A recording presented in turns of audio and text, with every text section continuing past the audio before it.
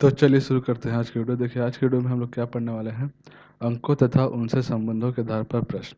पहले वाले हम लोग ने जो लेक्चर लिए थे, जो कक्षा किए थे हम लोग ने, उसमें हम लोग ने क्या देखा था कि पैरों और सिरों के आधार पर हम लोग ने क्वेश्चन किया था। पैरों और सिरों के आधार पर हमको अलग अलग जानवर और उनके पैरों की संख्या, सिरों की संख्या के आधार पर हम लोग ने क्वेश्चन को किए थे और उसमें पूरा कॉन्सेप्ट को क्लियर कर लेते थे कि कैसे हमको क्वेश्चन बनाना है।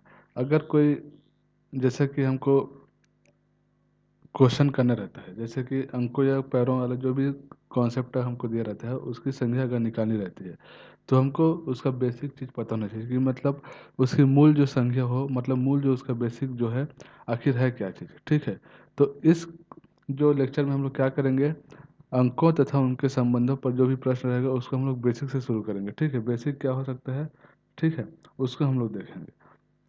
बेसिक का मतलब यह है कि हमको अगर दिया गया है कोई क्वेश्चन तो उसको हल करने का तरीका सिंपल और सरल हो। ठीक है, जैसे कि यहाँ पर क्वेश्चन बोला गया है कि दो अंकों की संख्या के अंकों का योग 4 है। ठीक है, यहाँ पर क्वेश्चन क्या बोला गया है, दो अंकों की संख्या के अंकों का योग 4 है।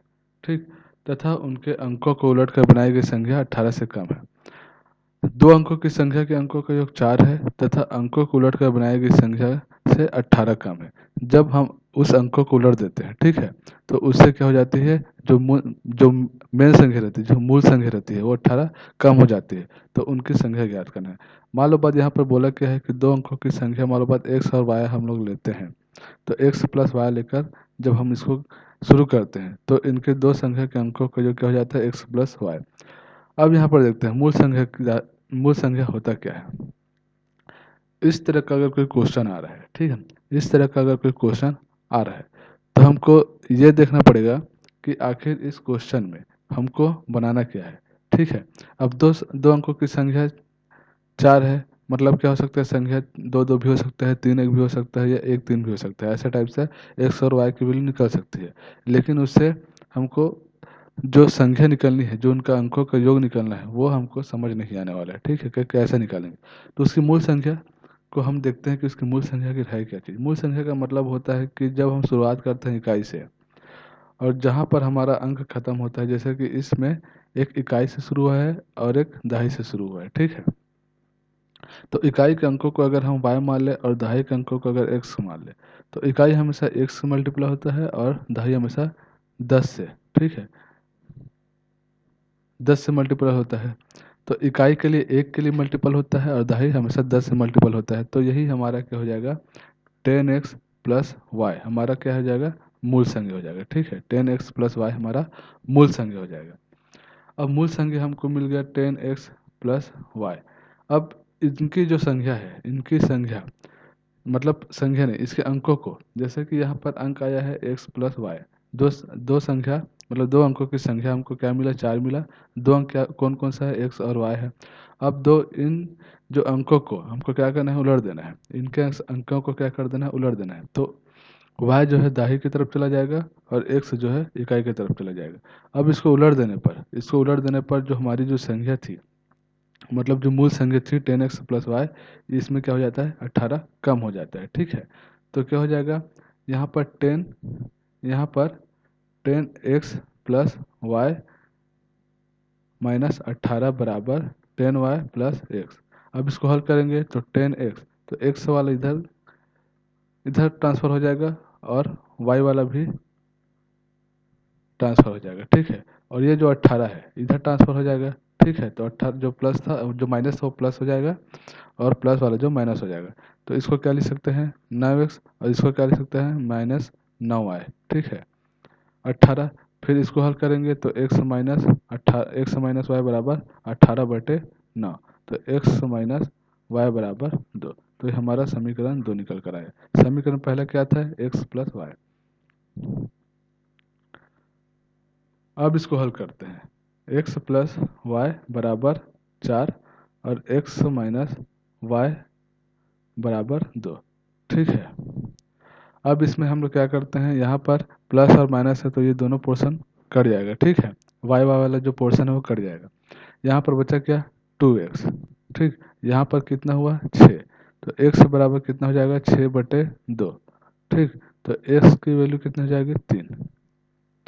x की वैल्यू 3 हो जाएगी। ठीक है, अब इस x की वैल्यू को हम लोग समीकरण 1 में रखेंगे तो y की वैल्यू कितनी मिल जाएगी हमको, 1। ठीक है, यहाँ से समीकरण 1 से लेते हैं तो x बराबर 3, y बराबर 1। ठीक है, तो ये अंकों की संख्या है। ठीक है, जो हमको बोला गया है कि दो अंकों की संख्या को जोड़ने पर हमको 4 प्राप्त होता है। ठीक है, अब मूल संख्या में जो मूल संख्या हमको जो निकालना है, उस संख्या में हम जब इसका वैल्यू रखते हैं तो हमको इनका आंसर मिल जाता है। तो मूल संख्या में जब हम इसको आंसर रखेंगे 10x प्लस वाई में, तो इसकी वैल्यू क्या हो जाएगी, 10 इंटू 3 प्लस 1। तो यहाँ पर 30 प्लस 1 बराबर 31। तो अतः मूल संख्या क्या हो जाएगी, 31। तो यही हमारा क्या हो जाएगा, आंसर हो जाएगा। ठीक है,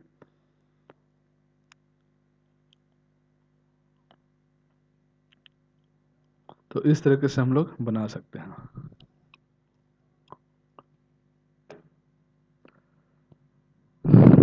तो ये वाला जो कॉन्सेप्ट है आप लोग को समझ आ गया होगा कि कैसे मूल संख्या को हम लोग को निकालना है। जब कोई अंकों का योग बोला है, मतलब कि हमको मूल संख्या निकालना है। मूल संख्या का मतलब हो जाएगा उसके अंक, इकाई के अंकों को 1 से गुना करेंगे, दहाई को 10 से गुना करेंगे, तब कहीं जाकर हमको मूल संख्या प्राप्त होगी। ठीक है, और ऐसा करने के लिए हम क्या कर देंगे, उनकी संख्याओं को, उनके अंकों को क्या कर देंगे, उलट देंगे। ठीक है, तो ये वाला कॉन्सेप्ट आप लोग को समझ आ गया। ठीक है, तो जितने भी क्वेश्चन बनेंगे इसी आधार पर ही बनेंगे। ठीक है, अगर ये वाला कॉन्सेप्ट समझ आ गया तो अंकों और संख्या पर जो भी क्वेश्चन रहेगा इसको हम लोग हल कर सकते हैं। चलो नेक्स्ट क्वेश्चन देख लेते हैं।